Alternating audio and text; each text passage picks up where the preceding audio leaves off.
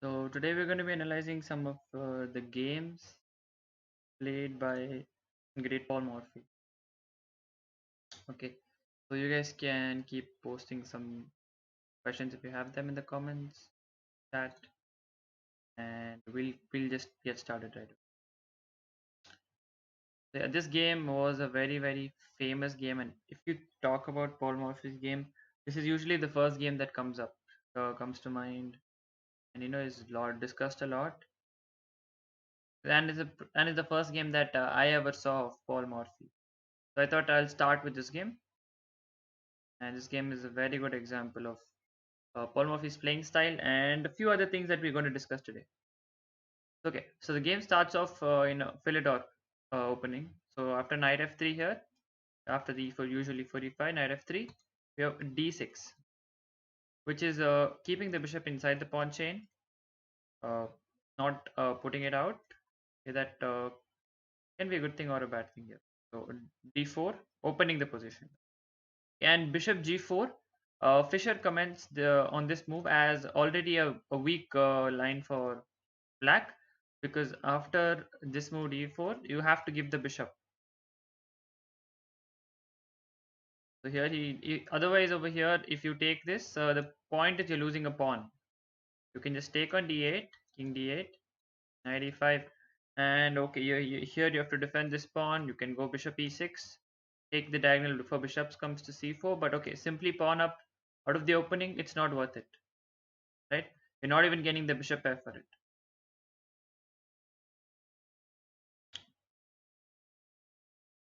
Okay, so yeah, okay, after bishop into f3, we have queen into f3, all right?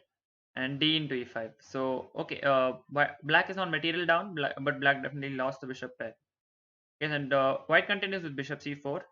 There's a very active move. Now it's quickly already on move 6. White is threatening mate.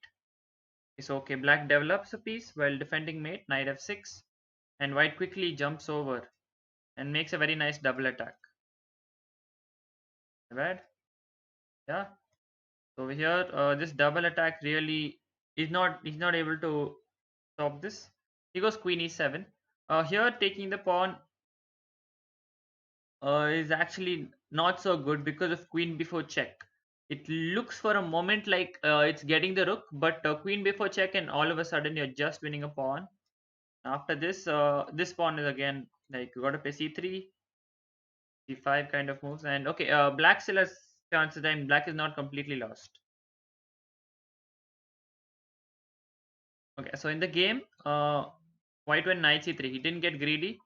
Okay, and over here, okay, now he's attacked. So black protects it this way, and a very interesting game is already in front of us. Okay, now but in this at this point, after the move bishop g5, as even Fischer points out here, black is in a very tough position already out of the opening. Black cannot find moves very easily, and black's bishop is blocked. Black knight cannot develop because if he comes here, this is hanging. He goes here, this is going to get doubled. Okay, so already this is a tough position for him to play. So here they played b5, which is the first mistake of the game. Okay, a simple move like knight a6, even though it doubles the pawns, white would have to give up his strong bishop on c4 for it. This is, I think, playable for black. But in the game, we had b5. After b5, knight into b5, cb5, and bishop b5. Morphy does not hesitate to sack a piece here, and rightly so, because here, as you can see, the king side is going to be shut down for the whole game. Morphy opens the position. He's got 3 active pieces, and he's going to castle and bring a 4th active piece, and not too many pieces for the opponent really. And really, there's nothing to do. Okay, so he plays knight d7, d7, and queen and rook d8. And as soon as we see, okay, now this is the point where this is the second moment where Paul Morphy chooses to give up more material, and here instead of looking at it from the value of material, we need to look at it from number of attackers and number of defenders. So these are the king generally, okay, and these 2 pieces are kind of out of the game, right? Not really helping in defense. The king is kind of stuck in the center and he wants to get castle, but he can't. Morphy is right now piece down, but he doesn't hesitate to give up more material. Takes with the rook, and now rook has to capture, and rook d1. So essentially, from that position, he just traded the h1 rook for the d7 knight, which is a very good trade in my opinion. Like that rook was not in the attack, whereas that knight was a very key defender. And already the queen e6, this position is lost. Okay, probably here queen b4 is a better try, but okay, at any rate, this position is already completely lost for black. But after queen e6, black is directly losing after this move, this final tactic, bishop into d7. Okay, now queen into d7 can be met with moves like queen b8, and the game would go on. Like you can take the queen as well, but okay, you will have a queen for a rook and a minor piece. You can still play that, but he was not ready to give up his queen. He played knight into d7. Duke Carl. Okay, so over here, the final shot, queen b8, and giving up the queen, but of course for checkmate. And rook d8, final tactic of giving up the final piece. Like he's given up every piece other than the pieces that he uses to mate. Like that is the attacking, aggressive nature of these games that we're going to look at today. So very interesting game that we begin with today in the Philidor, and this game is very famous. One of his most famous games. It's also known as the opera game. Okay, if you want to look it up, you can look it up in that name. So let's move on to the second game. Okay, so the second game was played between Paul Morphy and Thomas Inglis Hampton, and this game was in the famous Evans Gambit. So we have an Italian, and Bishop C5 was played, and B4. Okay, so the Evans Gambit was very popular by those days, and it was actually very popularized even by Paul Morphy. Like Paul Morphy really liked this opening, and he played a lot of games with this opening. Okay, b4, and here he shows exactly how to play such a position, in the Evans Gambit. Okay, and he shows like a very deep understanding of the opening. So black plays bishop into b4, and white plays c3, typically as you would in the Evans Gambit, and black chooses bishop c5. Okay, there are bishop a5 and bishop e7, which are the other moves here. But okay, black chooses bishop c5 and white just castles. Over here, okay, we have d6 and d4, d4, cd4, bishop b6, and knight c3. At this point, we have knight a5 as a move, and the game would go on. Today, it's well known that okay, knight a5 is a good move to play here because we need to keep this bishop out of this diagonal. Okay, so but back then, theory hadn't developed so much, and black played knight f6, and this is already bad for black here. And really, black here doesn't have too many options. This is already advantage for white. The simple idea is here we play e5, and this is already a strike. E5 attack, and it kind of forces black's hand to take this. Let's see what happens if he doesn't go. For example, he has knight d7. D7, knight g looks very tempting. Knight g5, and if you of course attacking f7 now, and if you castle queen h5 is very strong, threatening a mate which is really difficult to stop. You have to play something like h6, and okay, things are not looking good. There is knight into f7 and lot of ideas here. Okay, so but instead of knight g5, there's actually a stronger move in this position. That's bishop g5, and this is just completely lost. And after something like f6, we can really open the position here. So as a general theme, we've seen that even in the previous game, uh, when the position is opened up, the side which has the better pieces will generally go on to win the game. Okay, so okay, here you can bring the rook onto the open file. You have all active minor pieces, and really black's pieces are not ready to open up. Okay, black didn't choose 97, which is kind of the forced move, and black tries to bring out his pieces. Now black foresees that queen b3 is a threat, and he finds a way to innovatively defend. And okay, if queen b3 was to happen, the main threat would be to play bishop into f7 followed by queen e6 mate, right? So he makes bishop g4 move, okay, to develop the bishop, and for queen b3 he goes bishop h5, defending f7 this way. Okay, so this is okay, a nice move, but black was actually scared to take the second pawn here. If black had taken the second pawn, white's advantage would not have been magnified so much, because now this pawn on d4, as we see now, is going to become the main strike, final strike for white here. So after bishop a3, bishop g4, queen b3, bishop h5, white just plays d to e5, and here this knight again has to scamper for a square. He goes to g4, but then again rook comes into the game with a tempo, making a threat. And after queen c8, this pawn that black could have taken is now going to open the position. And again, like you can see, like the position is going to open up, and white literally has every piece in play. Well, black, we cannot say the same about black. This bishop, okay, it's a little off the game. These pieces are okay, not in the best squares that they want to be. Okay, so okay, so black tries to keep the position as close as possible, but the damage has already been done. Yeah. So queen b5, excellent move. Not only threatening the bishop, but also making another decisive threat.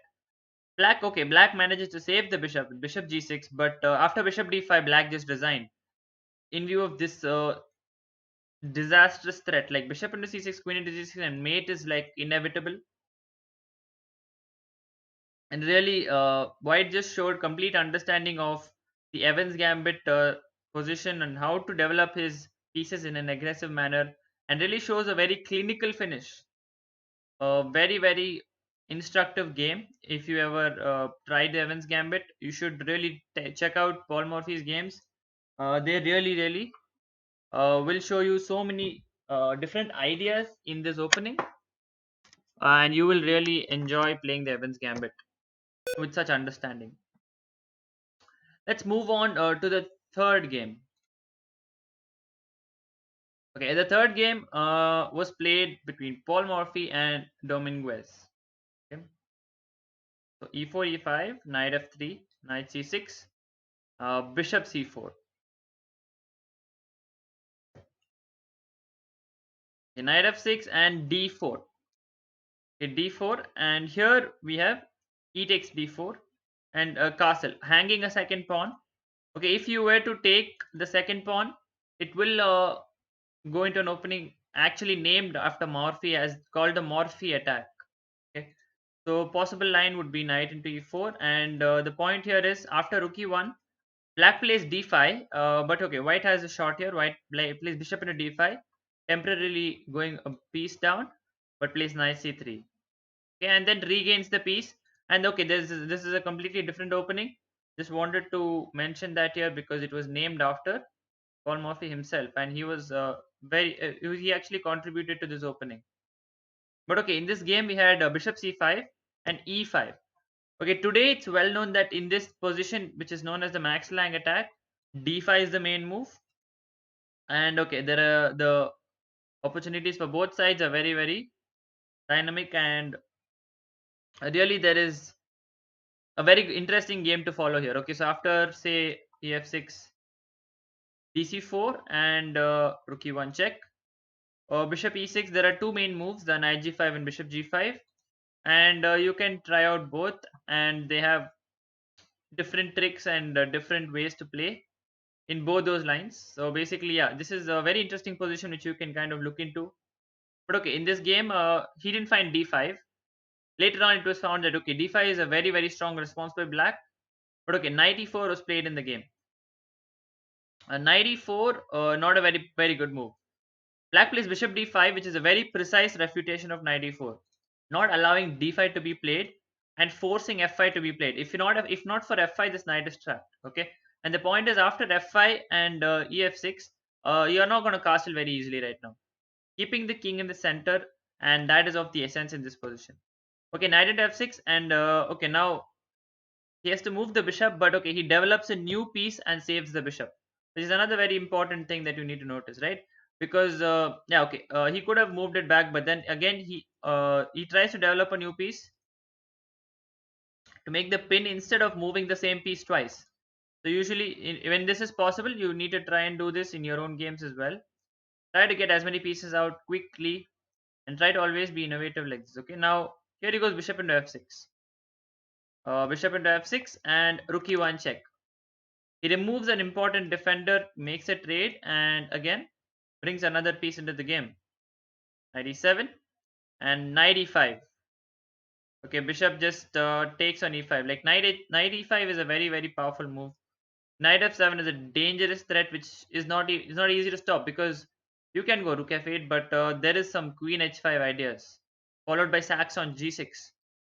So yeah, you can't even save that. So knight f7 is also a queen trap. So if you make space for the queen, anyway, you're getting the fork. So very interesting idea. So and also the point of knight c6 instead of knight e7 instead of bishop e7 is to play c6 d5 eventually. Okay, so knight e5 and he plays bishop into e5. And normally we would play okay bishop into e5 would respond with rook into e5, but not Morphy. Morphy again finds a way. Rook into e5 doesn't really come with a threat, right? It doesn't come with a threat, and he'll be having time to play c6 d5. Yeah, Morphy finds a very nice resource of playing queen h check. Now you cannot play king here as a mate. You have to play g6, and now queen into e5 comes with a threat, and that's the difference. And really, Morphy gets one extra tempo to bring the final piece into the attack. He plays knight to d2. Now the knight's coming to c4 or e4 and joining the attack. Okay, but here c6 is too slow for black. Black was supposed to go d6 here, and black can still try to hold on. He's holding on by a thread, but okay, he's holding on nevertheless. d6 is playable here. This position is completely okay, still better for white, but not completely lost at the very least. Yeah, so okay, c6 and c6 is actually a slow plan. Knight c4 just neglecting the threat on the bishop because if you take the bishop here, this is just mate. Okay, so that wouldn't have been possible. So okay, black plays d6 not to stop knight d6, but only to give the escape square. You can't stop knight d6. And here there was a very nice mate in 4. You guys can work it out if you may. Yeah. So okay, knight into d6. We have Morphy is God in the chat. Yes, Morphy is God of chess. Yes.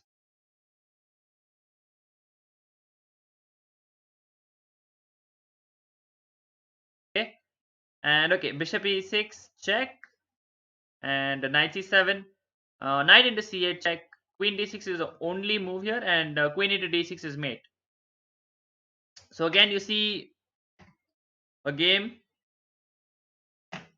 where okay he shows the sheer aggression that is shown by him in the previous two games as well as we analyze, and even in his opening choices he's very aggressive, and the real nature of making threats every move is what makes his play style so aggressive. Okay, let's look at the next game that we want to look at today.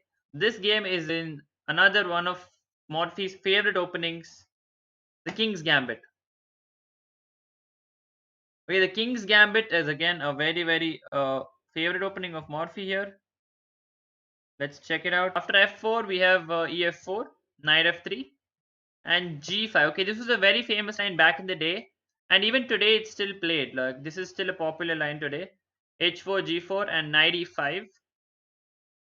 Okay, and there is a one game. Even I think I included it today as well. Uh, where he gives up this knight. And that is a very interesting gambit, which you guys can check out if you're a King's Gambit player. It's actually a very tricky gambit. It's not easy to play as black, but okay. Let's check out what happens. Knight f6 and bishop c4 and d5. All these are very precise moves. And actually, if you notice, the black player Henry Edward Bird is also a very famous player. He has the Birds opening name down. A couple of variations in the openings. ED4, ED5 was played. Bishop D4. And even today, if you check with the engine of with these lines and stuff, they will still really like the moves played by both black and white in these positions up to a certain point. And even after that, they tend, the moves tend to appear in the top 3 to 5 choices, which goes to show the amount of understanding that they had back in the day. Even though, let alone, there were no computers and engines, there were even limited literature back in those times. Like, there wasn't even too much chess literature. And really, these guys were complete masters of the game, which is very fascinating. Okay, we go knight c3 and bishop f5. Okay, bishop f5 was okay, not the best move here. We we could go knight d7. Actually, knight d7, trying to put pressure on the e5 square, and ask white what he's doing with that knight. Is he going to drop a pawn on e5? This is actually a slightly better move, and today it's well known that, okay, castling is actually a very good move for black. Okay, castling is a top choice here. Although it looks suicidal, it's actually not that bad. It's actually a pretty good move. Okay, so okay, bishop f5 was played in the game. Knight e2. All these moves are extremely precise. Okay, bishop into e5, e5, and f3. Okay, a bishop into e5 kind of strengthened black's white center, but it also closed the e file. So in a way, black kind of felt safe playing this move. And after f3, g takes f3, g takes f3, and bishop g5. Again, you can see he's getting his. Finally, the position is not completely opened up, but after f6, ef6, and queen d6, now the position is fairly open. And if you check, it's actually white that has the better pieces. Like, white's pieces are really active, and white is making some decisive threats. Really, okay. He hangs the knight, but taking the knight clearly is not good. And but okay, black falls for this. Black takes the knight and asks white, okay, what is he doing? But after bishop into e2, it suddenly becomes clear. This knight now has nowhere good to go to. And okay, if you play knight g3 here, okay, it's still not immediately losing, but okay, it will eventually, you will drop the knight. But okay, here black completely loses after queen g3 check, king d2, and now he castles. But here it's a little too late. After rook a g1, black simply resigned because this position is already hopeless. There is like too much, every single piece, again, a common theme that's, we're starting to see in every single game. We're starting to really see in every other game, right? Because yeah, okay, all the pieces are really active. Yeah, okay. So we move on. Henry Bird again. This time, Morphy plays black, guys. Okay, so let's flip the board and let's have a look at this game. Okay.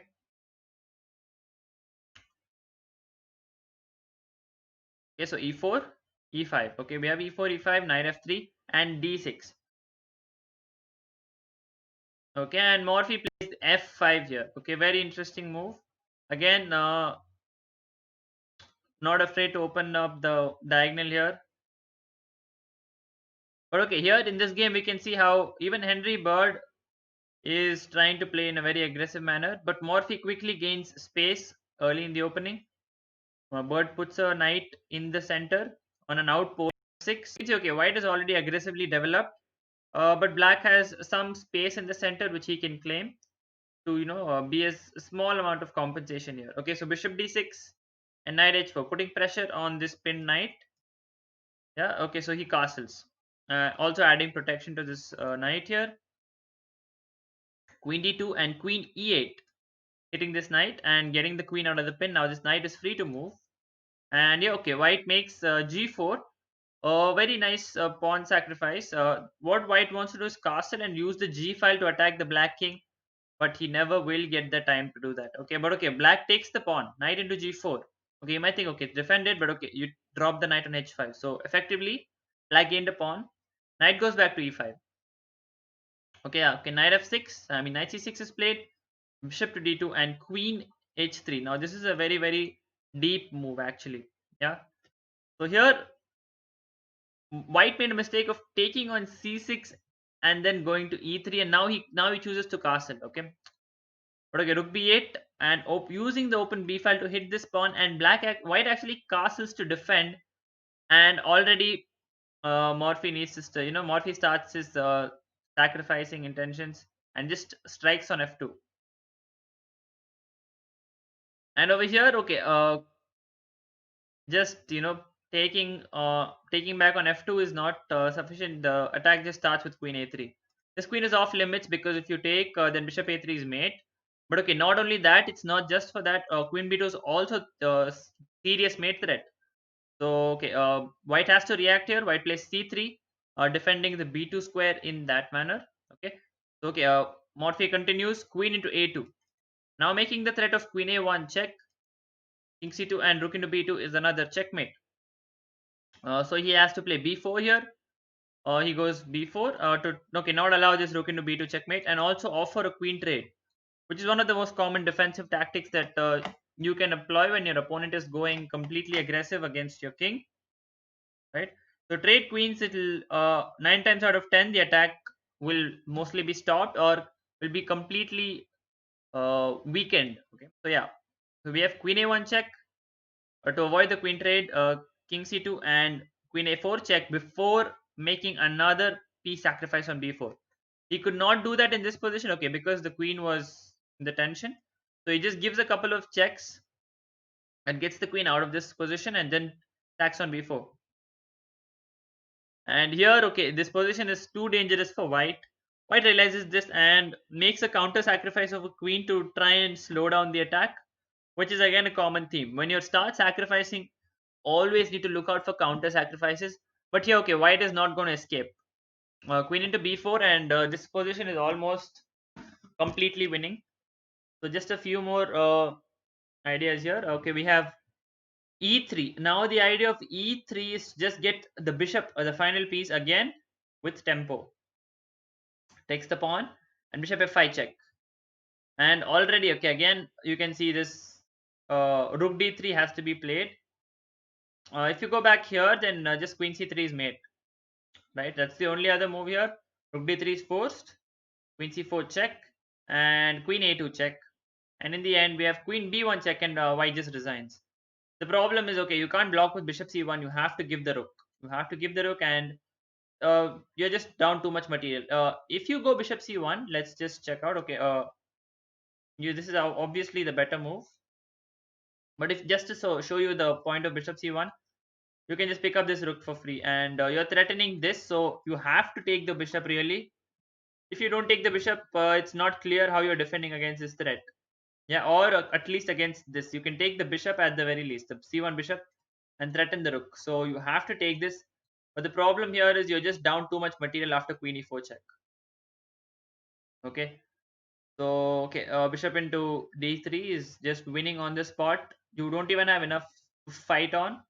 Like even if you have a rook and a minor piece here, it's not enough to fight on. Like this position after king d2, queen into h1, there is really nothing for white to talk about. White has to get this out of the danger, but okay, already this is lost because this black is just up too many pawns. Let's move on to the sixth game. Okay, this game I included just to again show how opening the center and getting active pieces can really go a long way to helping us win games. So e4, e5, f4. So here Morphy's opponent is Charles Murian, and again we have another King's Gambit on the board. Knight f3, g5, and bishop c4. Okay, we have g4, and here d4 is played. Okay, as you can see, he doesn't try to play this h4 move. Yeah, so he just plays bishop c4 and d4. So after takes, queen takes. Already Morphy is down a piece early in the opening, but here we see the aggressive intent of this gambit. This is a gambit in the King's Gambit where we give more material, more than a pawn, we give a piece. Okay, d6, and here we have castles. Okay, now already out of the opening, for in exchange for a piece, white has a massive center, white has a strong bishop, and he already has a battery ready, and really black's pieces are still arranged neatly on the back rank. So okay, this is the idea of this gambit. Let's see how effective it is. Okay, so okay, he goes bishop e6 and just d5. Although this looks like shutting down his own bishop, but in another sense, it's actually putting this back. Like bishop c8, not a good move. Bishop c8, Maybe he could have been a little more ambitious, but okay, he wanted to go queen d7 to protect this f7 pawn. Okay, let's see how white finishes the game. E5. Now that you know that we have active pieces, what do? You open the position, you exchange pawns, open files, open ranks and diagonals, and really just make your pieces much more active, because active pieces are going to thrive in open positions. Okay, so queen g4, trying to trade queens. So now it kind of explains the point of bishop c8, maybe. Yeah, there goes queen e3, and okay, bishop e7, not allowing this to come with the tempo here. It takes, but anyways, takes, and bishop into d6. Oh, sorry, rook e1 first, and after h5 we have bishop into d6. So after rook e1, okay, h5 is somewhat a move that doesn't really deal with the position's demands. For any, like, even till now, whatever black didn't really meet the position's demands. Position's demand was to develop. You have to develop in the opening, and black just didn't do that, and this is why development is so important. He gives up a full piece, but if black doesn't develop, that's not going to matter. Like, all these pieces are going to stay right there till the end of the game. Bishop into d6, already making a severe bishop into e7, and followed by queen into e7 mate threat, right? So queen went back to d7, and we just take, and the game just gets over with bishop b5. Yeah, and really you can see how opening principles are very, very important. Even the few pieces that white got out, these pieces weren't even required in this game. But okay, Morphy's style of using every single piece in the attack, okay, wasn't really it was not even required in this game, because black played in such a bad way. Okay, so that was that game, and now let's move on to another game. Paul Morphy versus Lewis Paulson. Okay, Lewis Paulson is one of the first players to deviate from the trend back in the day of playing just e4 e5, and he started playing e4 c5, and this was the one of the games where Sicilian defense was first seen. Okay, so e4 c5, yeah, one of the very first games. After that, this was popularized throughout the 20th century by many strong players, and today it's one of the most popular responses to 1e4. It's also considered one of the most dangerous responses. Okay, so yeah, okay, knight f3, e6. Okay, so yeah, this was Paulson's variation of play of his way of playing the Sicilian. But okay, he used to play bishop c5. He played bishop c5 in this game. Later on, it was improved upon. But okay, here bishop c5 was played. He responded with bishop e3, and okay, they have queen d6, aiming on b2. But okay, this in this game we see an example where we find the example of poisoned pawn. Generally, the pawns on b2, b7 many times can be poisoned pawns, and here it very well is a poisoned pawn, and he just jumps on to take it. Black jumps on to take it, but this happens to be not a good move. After knight db5, this is just a queen trap, a simple queen trap. Bishop into e3, this rook b1, queen into b1, and knight into b1. Already, uh, black white is a queen up. Black has some compensation for it. After bishop f4, we have g3, a6, and gf, ab5, and knight c3. Now, if you see, after the dust is settled, white has a queen for a rook and a minor piece, and really this position, you can see again, black is not too well developed. But that's okay. White is not developed a little bit as well. But okay, white is quickly going to get his pieces in order, and he's going to start the attack. Okay, knight d7 was played, and just knight into b5, making threats of knight d6 or knight c7, castles, and white just goes knight d6, knight c6, rook g1. Slowly, now you can see white's pieces are becoming more active, and white has put a very beautiful knight on d6. We go rook into a2 and f5, again trying to open the position because he has better pieces. Black doesn't want to open? Why black plays f6, stopping white's f6. Bishop c4 was played, since f6 kind of opens this diagonal a bit, also getting a tempo off the rook. Rook moves to a4, and we just have f4. Like the bishop is not really under any threat. Black tries to bring out his final piece with the b6, but okay, white took on e6 and then took on c8 and then took on e6. So a neat tactic just to win a pawn and continue his attack. Bishop into e6, and after king h8, we have bishop c8, and the idea is after queen d7, this game is already over. You're threatening the rook and you're threatening mate. There's not really much you can do. If you move the rook away and defend, the knight is hanging.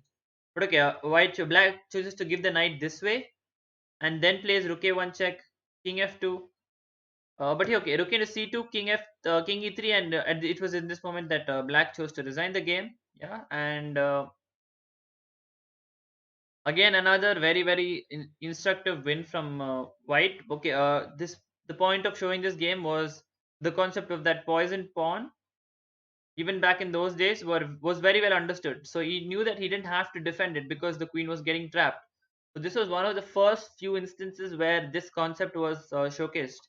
So it was a very interesting idea. Okay, this game I included purely for the fact that okay, we had a very interesting idea in the French defense. Okay, so let's check it out. So for those of you who are playing the French defense, you can check out this game as one of the ways to respond to one of the common responses that white uses. Okay, c3, knight c6, and f4. Okay, so this is pretty much typical advanced French stuff. Queen b6, knight f3, bishop d7, a3, and okay, knight h6, b4.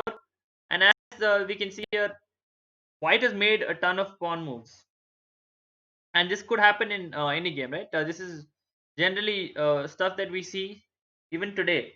But okay, here after cd4, cd4, rook c8, you can see all of black's pieces have been developed, whereas white has not developed too many pieces. White goes on to play bishop b2, and after knight f5, queen d3 is played. And already at this point, you can see almost all of black's pieces leaving the h8 rook is going to participate in this amazing attack. So he starts off with bishop b4 check, a b4, and knight into b4. And already you can see this bishop is going to get unleashed, right? This rook is already opened, this knight is going to jump in, and really there's nothing that white is doing to stop these things. Here the game gets finished off very quickly because of queen d2 move. We have rook c2, queen d1, and knight e3, completely trapping the queen. A very interesting queen trap, but also shows the power of the sacrifice. Even if the queen didn't get trapped here and white maybe found a move like queen b3 or so, okay, not queen b3 is a blunder. It's really hard to find a move for white, to be honest. I believe, okay, maybe just directly queen d1 was probably slightly better, but even there, I think that it's very difficult for the queen to escape. It just shows you the power of the sacrifice if your opponent plays in this manner, taking this setup, which also shows like, okay, as white, you need to try to play some moves to not allow this sacrifice, right? B4 so early is generally not a good idea, right? So, okay, a little too much from white side, and black again found the precise way of punishing this. Okay, so okay, you should probably just castle quickly here. Yeah, okay, so here the game ended over here, and white just resigns here. Okay, so again another game in the Sicilian against Paulson in the same match. Okay, so this was again in the US Championship, I believe. Yeah, or not? Okay, not the US Championship. There was no US Championship back then. Just a minute. I think I messed up. 1 second. This was yeah, sorry, American Chess Congress. My bad. Yeah, the first American Chess Congress. So knight b3. So bishop b6 and knight c3 and knight e7. This time instead of playing bishop e3, he chooses this line of knight b3. Okay, so just to play different line against same opening. Knight c3, knight e7, and okay, we see bishop coming to f4. And this game I included just to show the in so many games till now we saw the aggressive tactical side of Morphy, but okay, Morphy also had a very deep understanding of positional play here, and here we can see this. Thank you for the follow, Mirza. Really appreciate it. And okay, this weakness on d6 was exploited beautifully throughout this game. Yeah, and really over here, this bishop is going to stay there for a long time and really trouble black here. After a6, we have bishop e2, knight c6, and he finishes his development after castling. But really, it's very difficult to bring this bishop outside in this position. We have rook f2, followed by king h1, and here he plays f4. And f4 allows knight to jump into e4, but his idea was to try and trade off the bishops. But okay, the knight is going to replace it if you take it. Okay, white plays bishop h5 and g6. Now again, now f6 is also weakened. So now Morphy shows like real positional understanding of outposts and cramping opponents' pieces. And really, this is very nice to watch. The aggressive nature of Morphy also has a very deep positional understanding of chess, and it's not just about going aggressively and just giving you pieces and checkmating.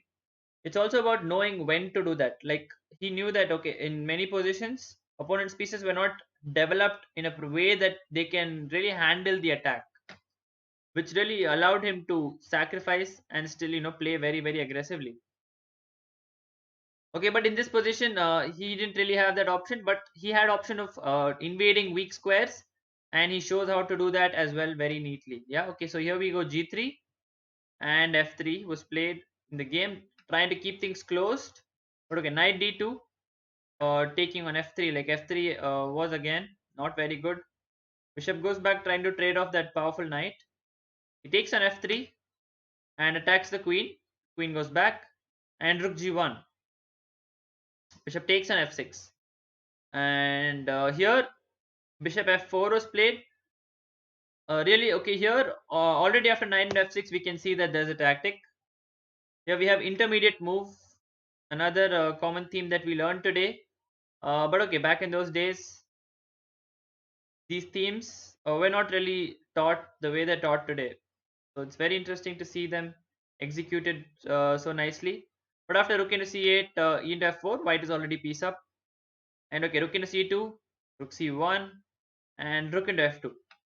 And from this point, I mean, even from this point, every move is precise. Like if you can check with an engine will not give you like too much of you cannot criticize these moves too much, because like each and every move is probably the most precise move in these positions. Really, you can actually check this out. I'll share the study later on, and you can really pick up these collection of games. And 90% of the time, the moves are with such high level of precision, which really goes to show the level of understanding that they had even in that time, with limited analysis methods and limited literature even. Yeah. Okay, knight e7 was a very nice move here, just to try and take off more defenders. And after rook into e4, bishop into e6, black resigned after rook e7 because there was a easy finisher. Just rook 8 to g6 check, mate in 4 here. Okay, rook king h7, g8 check, king h8, rook h6, and rook h7, and rook into h7 is checkmate. Okay, a very interesting game again. Shows the positional understanding of Paul Morphy, even in positions where sacrificing is not so easy. Okay, so the final game again, we're gonna check another King's Gambit. E4, E5. We have F4, EF4, and okay, Knight F3, G5, and Bishop C4. Bishop G7. Okay, this is another move here, but okay, not very famous nowadays. We castle and D6, C3, Knight C6, and Queen B3. Kind of now putting pressure on f7, queen e7 defense, and d4. Now this game shows Paul Morphy's ability to defend. So far we've seen him attack, we've seen him take up space, but here he calculates defense precisely when black plays extremely aggressively. So let's see how he does it. Okay, knight f6, and we have knight into g5 followed by knight into e4. So okay, black opens up the position, and here you can see white is the one that's slightly underdeveloped when compared to black. Black's bishop is already aiming outside. Now this knight is not having too much hopes here. Okay, so, but okay, he still goes bishop into f7 in this position. After king d8, he goes knight into e4, queen into e4. Now this queen is very aggressively placed. Although white plays bishop into f4, black already starts his combination with bishop h3. Okay, so over here, white just took without any fear. Black continues his attack with knight into d4. So white had calculated precisely. Here, of course, you cannot take because it's very, very dangerous. You're going to take, and then you're probably going to pick up the bishop, and then next to pick up the rook. And really, it's not looking good if you take this piece here. You have to play rook f2 or bishop e3 here, and really not easy position. And not an easy position to play. Bishop e3 is just a free piece. Like you can just pick it up. Rook f2, you can pick up this piece. Now you're attacking this, you're attacking that. Everything is hanging. Can't take on d4, yeah? So, okay, Morphy knew that. He played knight d2, hitting the queen. Knight e2 check and king f2. When he took on h3, he had to make sure that he's not getting mated in these lines. And it was very, very precise calculation. Queen g5 now. And the point of queen g5 okay, is to get the queen out of danger. And also now he plays bishop h6, aiming at the knight. Now he goes queen d5, creatively defending and offering a queen trade. Okay, but okay, black also uses this fact and goes rook e8 check. Bishop cannot take because queen is hanging. But after king e1, black just resigned. The point is okay. Black is clearly material down, and his attack is just stopped. King is running to c1, and white is piece up for absolutely no compensation. Okay, and black this position is designable for black because okay, this piece is not coming out. So effectively now white is the one who's going to start attacking with his pieces. So black will more or less be forced to trade pieces, which in fact will be his own disadvantage because he's already material down. Right? So okay, in this position, black chose to design the game, and those were my selection of the best games of Paul Morphy. I've chosen 10. But okay, there are many, many more. So if you're interested in more such content, you can definitely, kind of ping me on Whisper. You can, DM me on Instagram. And okay, I'll definitely try to make a part 2 of this if you guys are really interested. Okay, with that, I think we'll wrap up today's stream of our World Championship series. Thank you everybody for tuning in. And okay, I've seen that okay, we've got some viewers that have followed us. Thank you for your follow, guys. Really appreciate it. Morphy's God and Mirza Maro. Okay, so I'll see you guys in the next stream. That's tomorrow. Till then, keep playing. Bye.